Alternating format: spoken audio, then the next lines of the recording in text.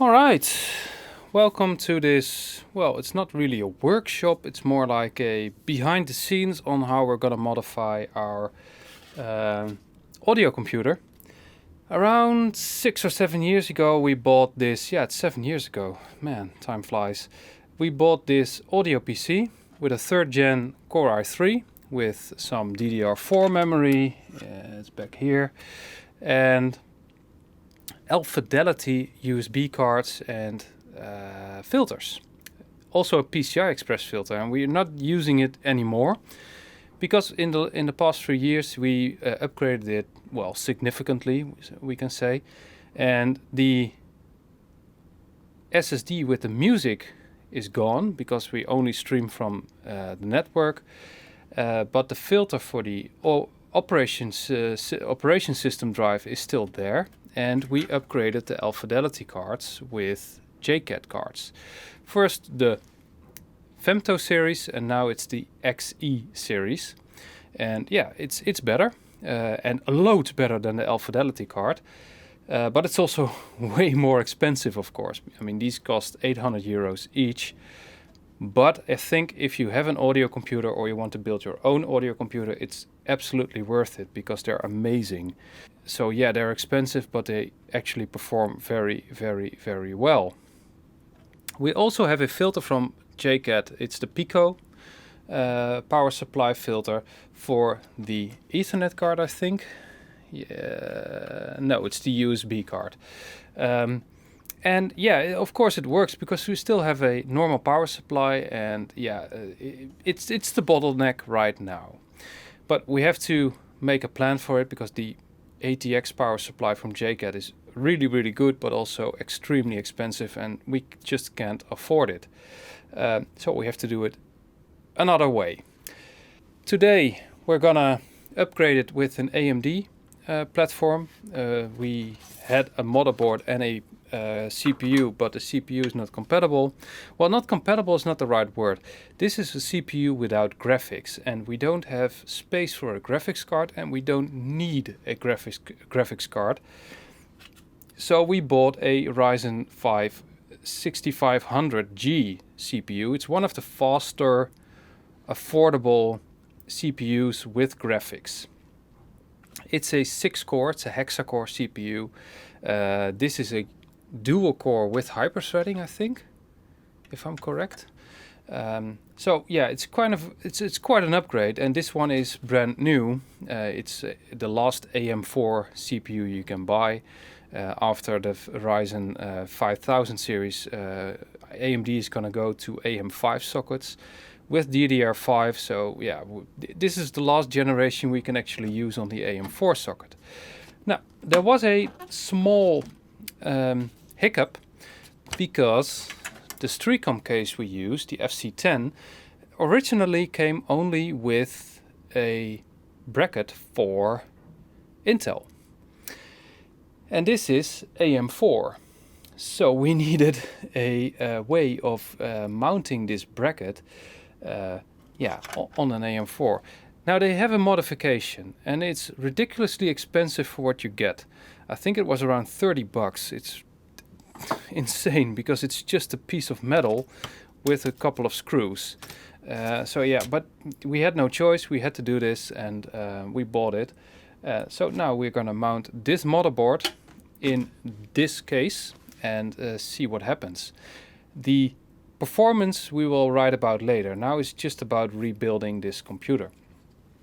Now the first thing we need to do is dismount this bracket to make some space, I think, at least, because we kind of try to mount it in a decent way. And now we loosen up the power supply and the USB 3 header. Yeah, okay. SSD. Now this is for the CD-ROM. This is the SSD. We don't need the memory in here, so we loosen that up. Okay, that's the memory. And I think we can even dismount this by hand. Yeah. No, that's great, because that saves us some time.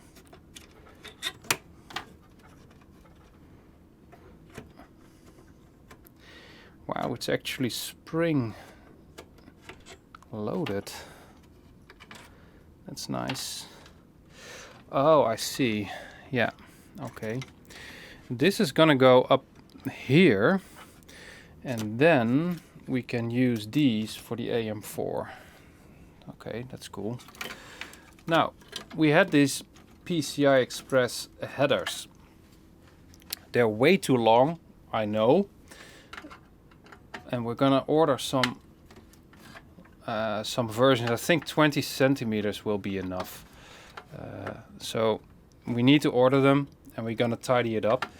And I think some other issues also occurred with these long versions of the PCI Express headers. Or headers, risers, that's the word.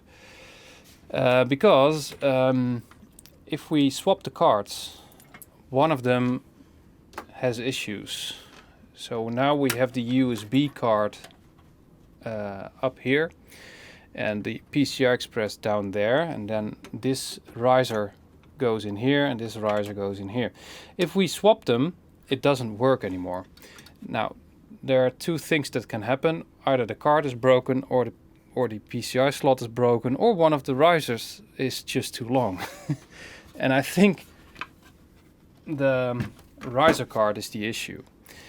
So we're gonna order some less long versions, shorter versions, and see what happens. I think the problem will be gone. Because you get loss in a riser card. The signal does degrade if it's too long or the quality is just not right. But the weird thing is, though, that the issue wasn't there before.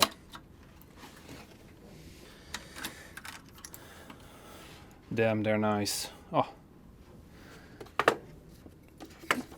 I do like JCat. They make good stuff. And no, this is not a commercial for JCat. And no, we don't have any stock, and we don't... They're not even a sponsor, but I just like their stuff. It's just a cool small company that tries to make good stuff. Okay. We freed up the stuff, and yes, this is loose. And no, this is not a drill.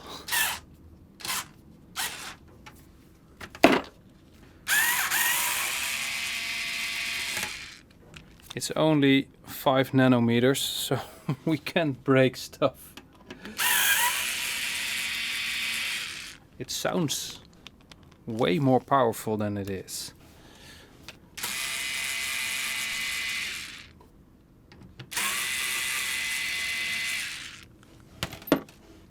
Now, this is one of the reasons I bought new thermal paste, because it's way too old.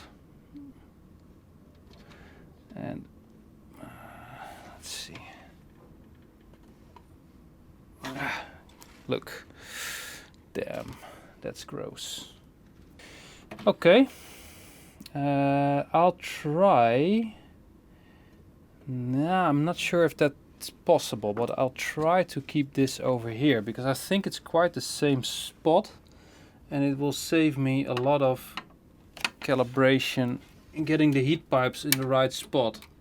Because otherwise I would have to loosen up, yeah, that one over there, and that's a pain in the ass.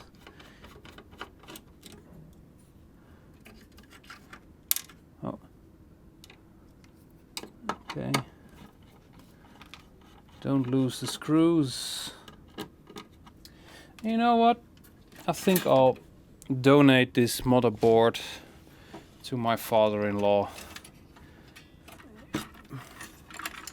Maybe. Oh. Whew! It worked.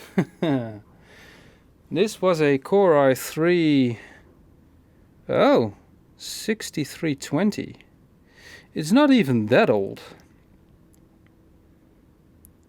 I'm not sure about the date. I think it's 7 years old. Yeah. So it's a 6th gen i3. It's not too bad. Alright. This needs to be there. This can be put over here.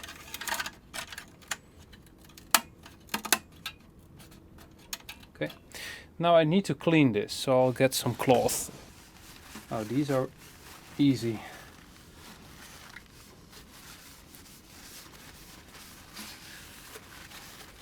Okay.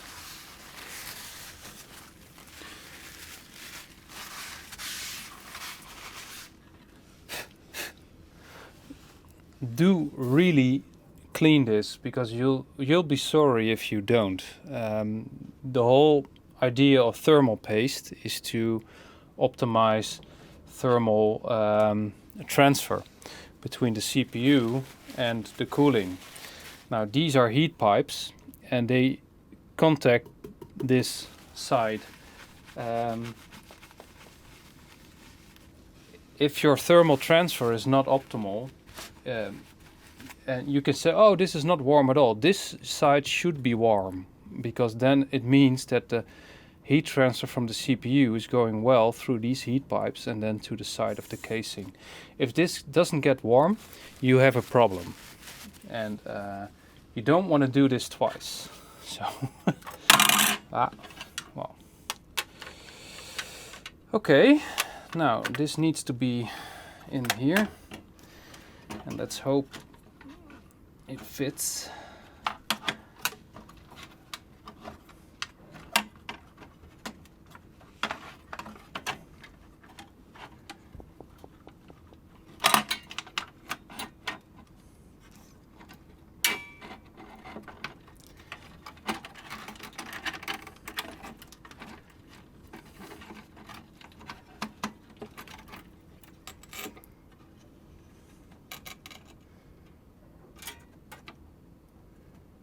Okay.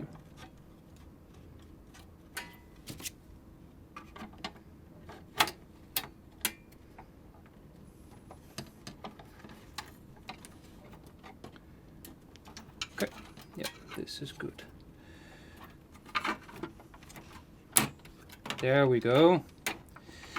Now, I would normally not advise you to do it like this. Of course, when you mount it the first time, you don't need to squeeze it in like this. It's ridiculous, actually. But you just align these to the CPU. Now, I noticed that the place of the CPU is quite the same, so I wasn't really hoping on adjusting this, because this was quite a pain in the ass, actually. You don't want to tighten them too far, and you don't want to keep them too loose. It's not a very friendly system. Now this is clean enough, and now I can squeeze in the thermal paste. This is actually quite good. Arctic MX4, and you also have Arctic MX5. Arctic makes really good thermal paste. Thermalright has the TF8, I think. It's also very nice. Now you do need enough, not too much, and I need to do this as well.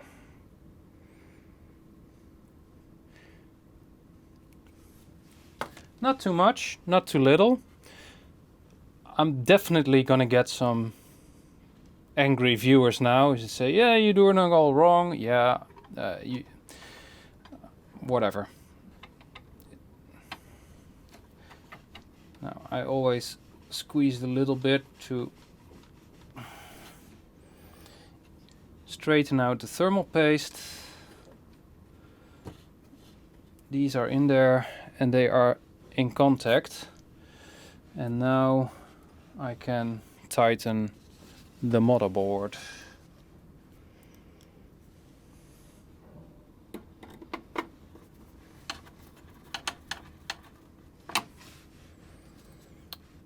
I only use 2 screws now because maybe I need to adjust some stuff later and I don't want to unscrew all the screws again.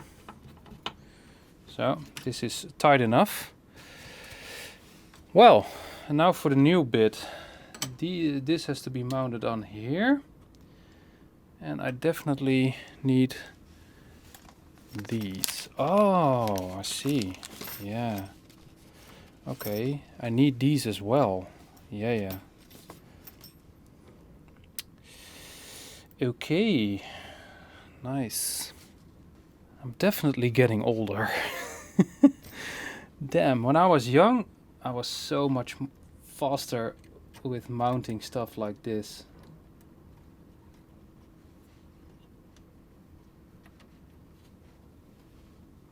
Well, I might be older, but I'm also less hasty now, which is important with stuff like this.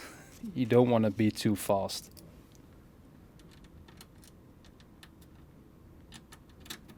The times I've unscrewed complete computers because something went wrong is uncountable.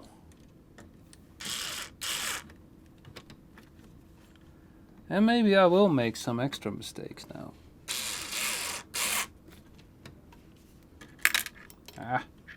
See? There we go. This is definitely not straight on there. Okay. Loosen it up. This was the whole part that I absolutely don't like.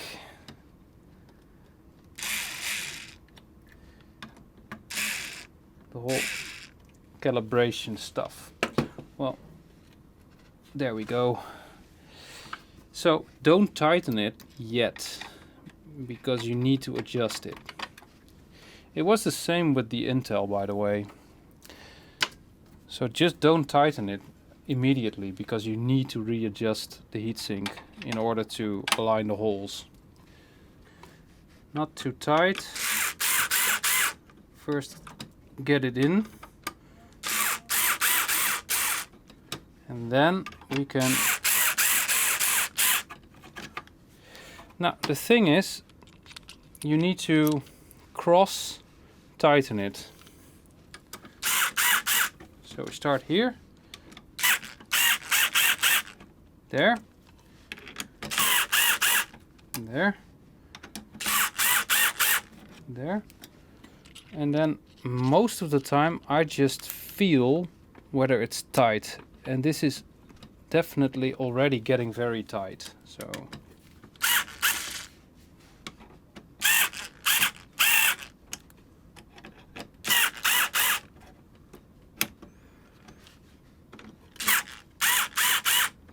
and I definitely trust my own feeling. It's not completely tightened yet,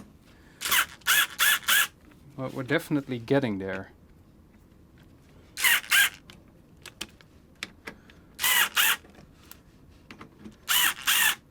Okay. Yeah, this is absolutely tight enough. Okay, I just didn't swap out the CPU. See, I went too fast. That's really stupid, actually.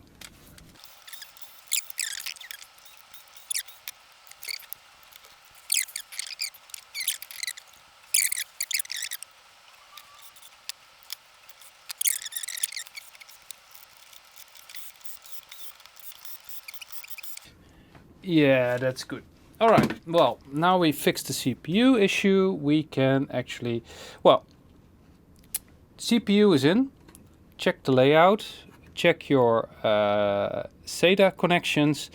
This is the boot drive, the black one, so we put that in 0 in order to let the BIOS find the CPU as quickly as possible.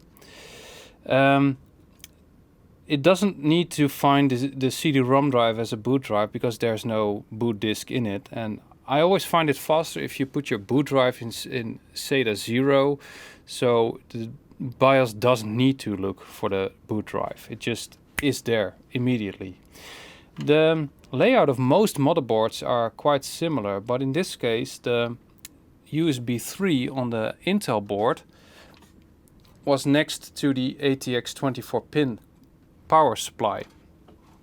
Now the ATX pin power supply is on exactly the same spot, but the USB 3 isn't. It's over here. So we need to find a way to reroute that to the right spot, because we actually need it sometimes. So I just cut that cable and find it and put it over here. Oh yeah, see, it's on both sides of the case. Okay, it needs to be like this. Cool, now it's in there. Wow, that's ugly. Damn. Yeah. No other way, unfortunately. Now I can also screw in the other motherboard screws, because it doesn't need to be aligned anymore. It's already good this way. And one over here. Yeah. The other power cable is an interesting one, because I hope it will work. This I don't need, not right now. Now this is a 4-pin, and it worked on the Intel, because you don't always need the 8-pin connector to be attached to the CPU power supply. But this CPU is more powerful.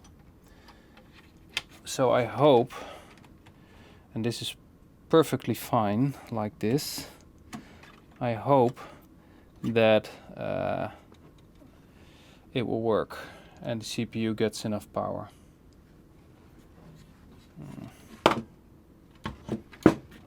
Wow, it does flex a little bit.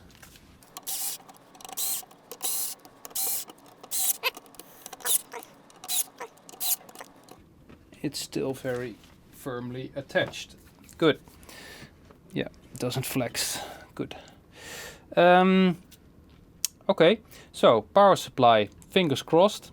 It could work or it couldn't work. This is a pretty old power supply, so I don't have the 8-pin for the CPU. 24 pins connected, USB 3 is connected, SATA for the CD-ROM will be the last one we connect. Now we can screw in the cards and the riser cards. Now I will find some better riser cards, because yeah, this only needs a time 1 and that USB as well.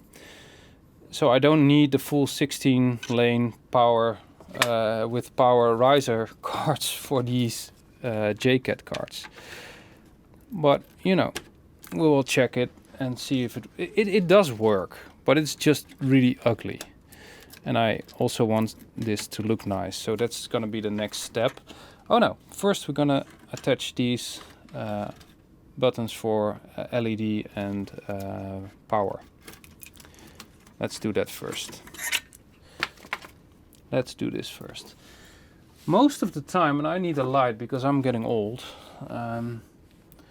most of the time it's written on the motherboard, and it's now as well power LED, and this is the power button, I think. Yeah, power switch, power LED, power plus and minus. Yeah, that's this one.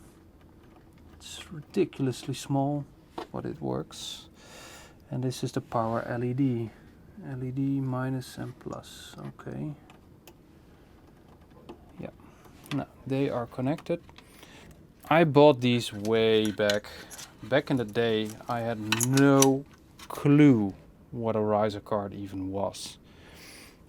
I actually wrote for a computer magazine, but it was mostly consumer electronics, like normal motherboards and normal CPUs and graphics cards, and I absolutely love the stuff. But you don't review riser cards. So, and it's mostly, by the way, stuff that you use in a server, or in a media case like this. But you don't need it in a normal computer. So I absolutely had no clue. And then I needed to install the Fidelity cards. And I thought, shit, how am I gonna do this? And then I discovered riser cards. Well, and now, by the way, riser cards are very popular because of mining. And I think mining is the stupidest thing ever. Because it takes a huge amount of energy. And, well,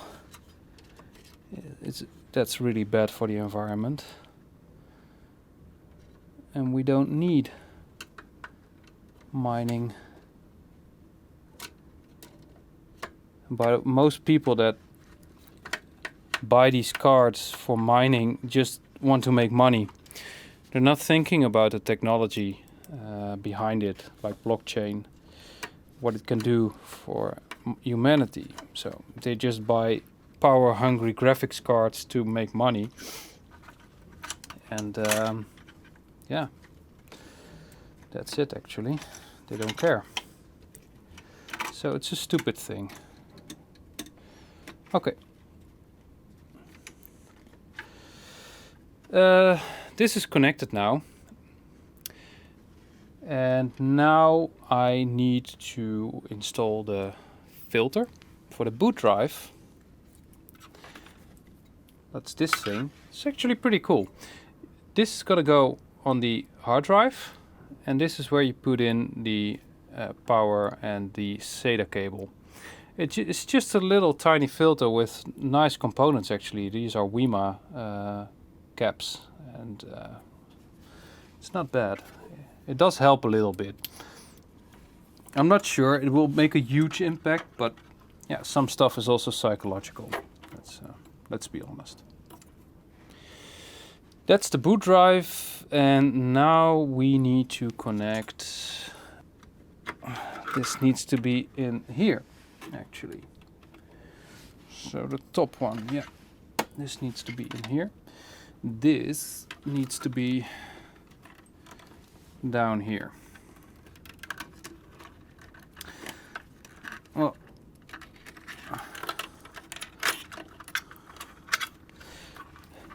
I wouldn't have blown it up, but it would just not work. So, the power supply goes in the JCAT filter, and the JCAT filter now powers the SATA and the USB card, and the Ethernet card is going to be powered by an external power supply. You can do it the other way around. I'm still figuring out what works better. So this is the USB card powered by the Pico filter by JCAT, and the Ethernet card is going to be externally powered by an S-booster. Yeah, so now we can install the CD-ROM drive. By the way, this is always a work in progress. So cable management. Yeah, let's just say we didn't take the time, nor do we want to take the time to cable manage this properly, because we are always tinkering with this computer. So it's actually quite a waste of time for us to properly cable manage this, and we rather invested in good reviews, research and stuff like that. If you want to properly cable manage this computer, it will take you up to at least an hour.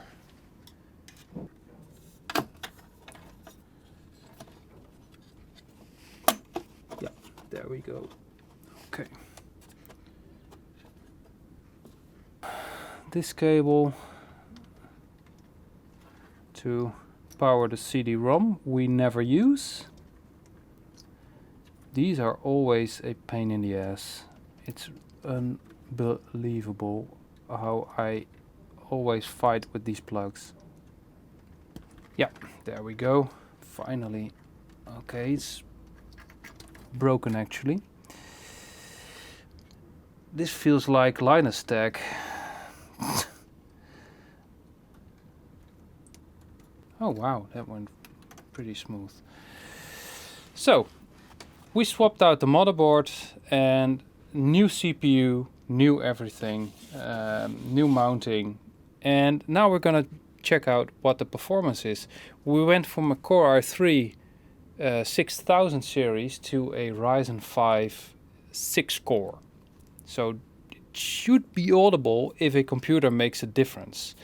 Whether it does make a difference, we'll let you know. Hope to see you later.